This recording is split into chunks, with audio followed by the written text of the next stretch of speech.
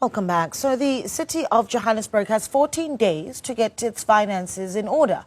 Finance Minister Enoch Godongwana has written a scathing letter to the Joburg Mayor Dada Morero this week, in which he noted his dissatisfaction over the dismal state of the Metro's purse. The Sunday Times is reporting that the municipality amassed 1.4 billion rand in unauthorized expenditure and 22 billion rand in irregular expenditure last year.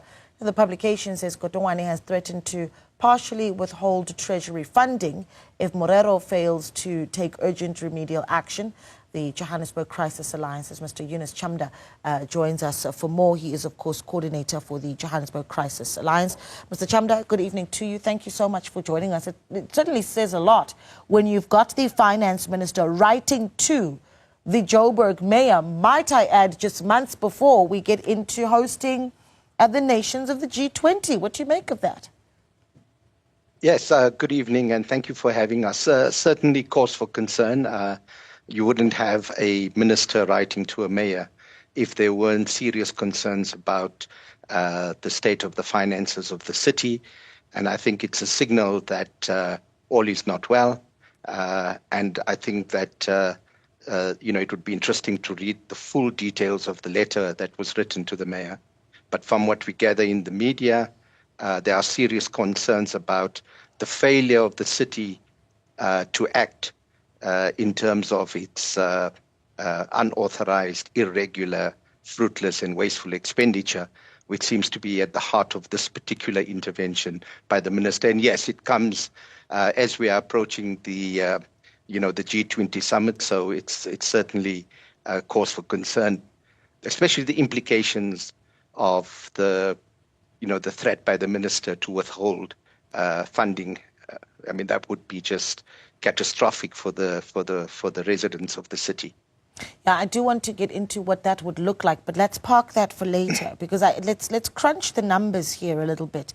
The finance minister reportedly having written to the mayor to also, raise the alarm over the 20 billion rand in fruitless and wasteful expenditure in the previous year. But I do want to talk about just how big of a budget Johannesburg is actually working with and how much of it, in your view, was falling through the cracks.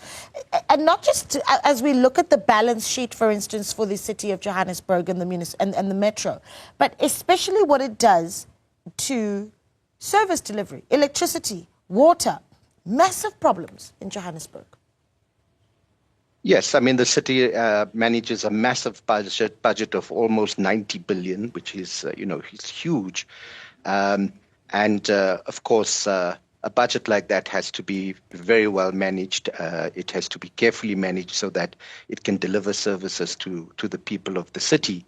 And so anything that goes and finds its way to irregular expenditure, wasteful expenditure, fruitless expenditure is a grave cause for concern because that takes away from service delivery. And as we know, the city has many, many challenges in service delivery.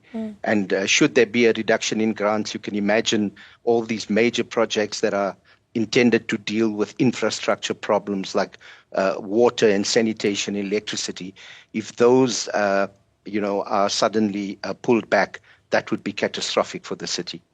I wonder just what you make of the level of transparency, though, that we are seeing in the financial books of the city and what can be done to deal with the issue, particularly of transparency. You've got, for instance, the Democratic Alliance, which is opposition in the city, raising alarm about, you've got a bomb squad, for instance, that has been established by the mayor. Again, and I need to reiterate for the viewer, the bomb squad having nothing to do with bombs. Of course, it is about the governance. But essentially, this bomb squad that has been set up, at the head of it, you've got someone who is being paid, but the Democratic Alliance raising the alarm that we don't even know where that allocation is going to come from, right? So what do you make of how do you characterize transparency of the books of the city of Joburg? Well, I think transparency is the problem. Transparency and also a lack of accountability. But let's start with the transparency part of it. There are these questions about the bomb squad. There are even questions now being raised about the presidential working group, which, by the way, the Joburg Crisis Alliance is a stakeholder that's participating in the presidential working group. But unless the city is open and discloses exactly what the roles are, it will leave the citizens guessing. And in the absence of clear information, I think all sorts of deductions will be made. So I think the city can certainly do much better in terms of transparency, which then brings me to the issue of accountability. And I think this is one area where civil society will have to play a very significant role, because the mayor is expected to respond in the next 14 days to the minister.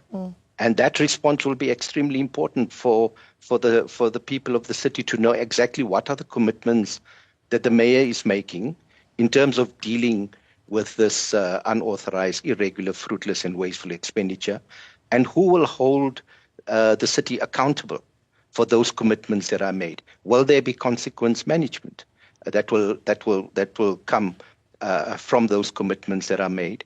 Will we actually see the full extent of the legislation that allows for individuals to be held responsible, even to the extent that, if they have been criminally negligent, that they could be charged, and you can even recover some of the lost expenditure. Are you optimistic, though, that you're going to see all those boxes that you've talked about ticked in the next 14 days? Well, let's wait for the response, but we have a duty as the Joburg Crisis Alliance, representing civil society, to pay attention to the details of those commitments, and then to really hold the city accountable. We will certainly take this up and in the presidential Johannesburg working group, where we participate in the working groups, and particularly work stream 1, which is finance and governance, will have to deal with this matter as a matter of urgency. Yeah, I mean, let's go to the worst case scenario here, where Kotongwane says, if you don't manage to clean up the finances of the city within 14 days, I'm going to hold back on funding some of the activities that the council, for instance, needs for the city, or some of the activities of the city. Worst case scenario, what happens there? Well, worst case scenario is that the budget that currently exists is not going to be funded. And so there would have to be, especially if there are conditional grants that are going to be held back, then all the service delivery related to those conditional grants will simply not happen. And that would be a disaster. Yeah, I mean, I want to talk a little bit about what this means for the everyday resident of Johannesburg, where we've got massive challenges, and we talked about them, where service delivery is concerned. We've seen, for instance, Eskom at some point threatening to cut power in Johannesburg. I think it was, 4 billion rand that was owed in municipal debt. It's big problem. So when we start to see an unfunded budget that is being threatened, right, by Treasury, what that means to service delivery. So for the everyday person living in Johannesburg who's listening to this conversation, what's the biggest thing that they need to be concerned about? And as you say, civil society needs to be speaking up. Perhaps there's something to be said about how much power citizens of Joburg themselves actually have. Yeah, so I mean, in actual terms, in many instances, service delivery is already at unacceptably low levels, but those could decline even further. And in areas where perhaps there are services being rendered, these could suddenly collapse. So the implications for residents is dire, because it's your day-to-day service delivery that could be affected. Many of the grants are probably grants that are committed to some of the infrastructure investment that needs to be made. If those don't happen, then those services will simply continue to deteriorate at an alarming rate to a point of complete collapse. And just before I let you go, perhaps one last question, and that would be, if there is a political solution to the management challenges that are being faced by Johannesburg. I mean, we've seen votes of confidence, of course, votes of no confidence that we've seen the mayor surviving with the support of various political parties. But is there a political solution to the crisis that the Joburg Crisis Alliance thinks, well, this is the options that we have on the table? Well, but one of the things that we're pushing for very hard at this point in time is, for ethical and competent leadership in the city. We think that's one of the many problems that the city faces at its heart.